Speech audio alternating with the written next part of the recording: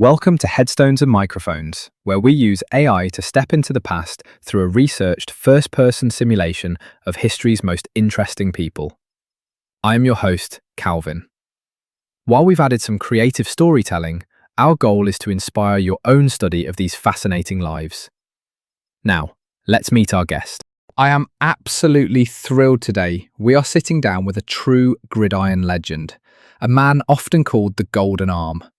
For those who may somehow not know who you are you? I'm Johnny Unitas. Most folks remember me as the quarterback for the Baltimore Colts, wearing that number 19 jersey and those high-top black cleats. I just love the game of football, plain and simple. A legend indeed. Let's go back to the very beginning. When and where were you born? I was born on May 7, 1933, right in Pittsburgh, Pennsylvania. It was a tough blue-collar town, especially back then during the Depression. And what was your given name at birth? My full name was John Constantine Unitas. That's a powerful name. Is there a story behind it? My family is of Lithuanian descent. My father, Leon, passed away when I was very young, but he gave me that name. Constantine felt a bit formal for a kid playing in the dirt, so most everyone just called me Johnny. What was your hometown like growing up? Pittsburgh was a steel town through and through. It was gray, smoky, and people worked incredibly hard. You learned early on that if you wanted something, you had to put in the labor. There were no handouts. What was your family life like during those years? It was a bit of a struggle, Calvin. My father died when I was 5, leaving my mother Helen to raise 4 children on her own. She was a hero, working 2 jobs, attending night school to become a bookkeeper. She showed me what real determination looked like. What kind of kid were you back then? I was pretty quiet, honestly. I wasn't the loudest kid on the block, but I was always active. I was skin and bones, but I had a lot of fire in me when it came to sports. What were your biggest fears growing up? I think like many kids who lost a parent early, I feared not being able to help my mother or provide for the family. That's probably why I worked so hard at everything I did. What did you dream of becoming as a child? I always wanted to be a professional football player. From the moment I picked up a ball, that was the goal. People told me I was too small or not talented enough, but I never let that change my mind. What were some of your favorite activities in school? Aside from any sport I could get my hands on, I actually enjoyed the camaraderie of the teams. I played baseball and basketball too, but football was the one that really had my heart. What was your first job? Aside from helping my mom, I worked on a pile driving crew after high school. I was hauling heavy steel and working in construction. It certainly helped build the strength I needed for the field. Was there a moment where you realized you were different from everyone else?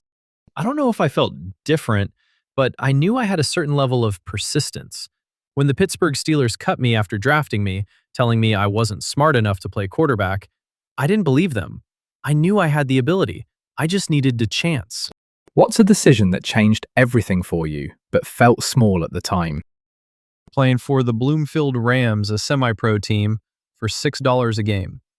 It seemed like a dead end to some, but it kept me sharp and eventually led to that legendary phone call from the Baltimore Colts. What was your biggest break? It has to be that 1956 tryout with the Colts. They needed a backup, and I was just a guy from a sandlot team in Pittsburgh. I went from being a construction worker to a starting NFL quarterback in a matter of months. What were your biggest struggles before success? The rejection was the hardest part. Being told no by colleges and then by my hometown pro team. I had to play on dirt fields with no grass just to stay in the game. Did you ever consider quitting? Never. Not once. I figured as long as I could throw the ball, I had a chance. Were there any specific daily habits or routines that you feel were essential to your success? I was a big believer in preparation. I'd study the playbook until I knew every man's job, not just mine. On game day, I kept it simple. High-top boots and a focused mind. I didn't believe in flash, I believed in results. What job would you have had if fame never happened? I likely would have stayed in construction or perhaps gone into coaching. I liked building things and I liked leading teams. What was your life like before fame? It was very modest. I was a family man, working a day job and playing football on the weekends for pennies. We lived simply, and honestly, I carried that mindset even after I became a household name. How did relationships change after success? You definitely notice more people wanting a piece of your time. But I tried to stay loyal to the guys in the locker room. My teammates were my family. Did fame bring happiness? The fame was fine, but the game brought the happiness.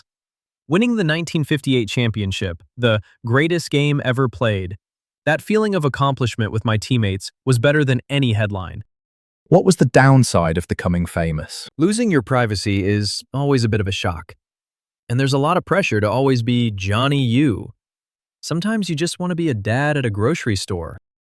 What misconceptions did people have about you? Some thought I was cold or aloof because I was so serious on the field. But I wasn't being mean, I was just working. I took my job seriously because people paid their hard-earned money to see us win.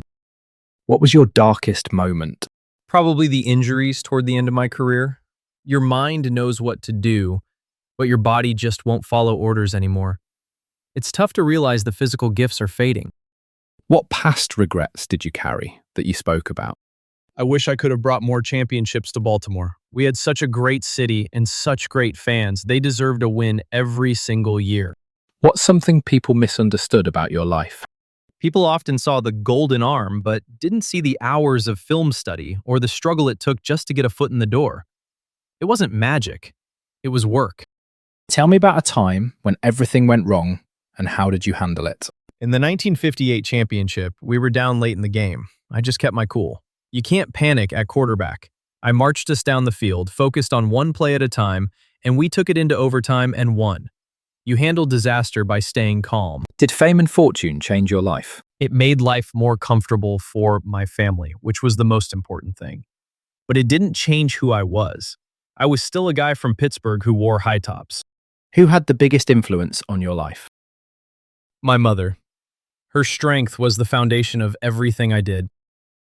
What was life like in your final years? I stayed busy. I did some broadcasting and worked with various businesses.